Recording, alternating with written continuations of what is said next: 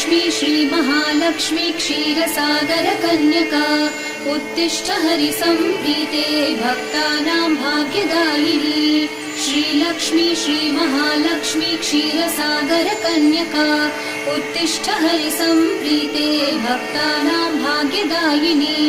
उत्तिष्ठोत्तिष्ठ श्रीलक्ष्मी विष्णुवक्षस्थलालये उत्तिष्ठ करुणापूर्णे लोकानां शुभदायिनी।